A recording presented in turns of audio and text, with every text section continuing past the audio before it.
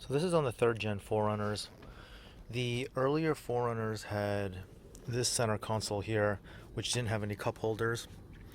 The later third gen ones, from I think it was 2000 and up, ended up having cup holders. So it's kind of cool that you would think that you could just swap them over. However, it's not quite the case. The e-brake location is actually a little bit different.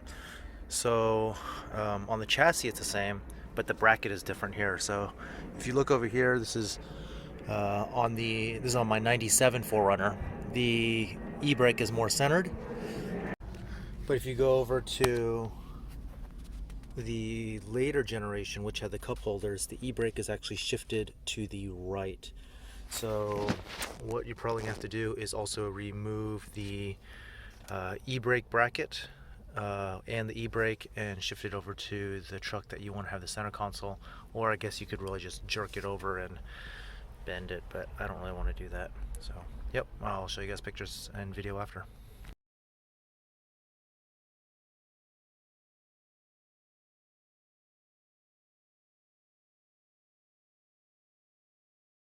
So if you're going to remove the e-brake, you want to chuck the wheels, and then because you're going to be dropping your e-brake down. My truck is in gear, it's in first gear right now.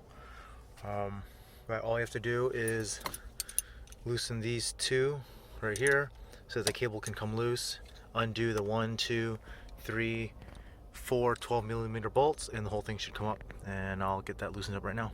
So once you undo these nuts and you undo these bolts here, you should be able to lift everything straight up, and the cable should just come right through there.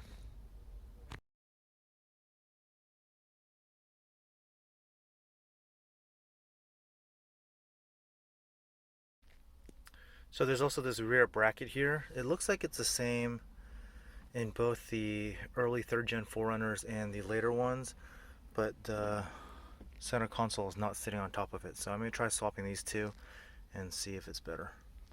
So yeah, the brackets are different, and that's why the center console could not go on. So the later generation ones, which fit the cup holder, have the shorter bracket.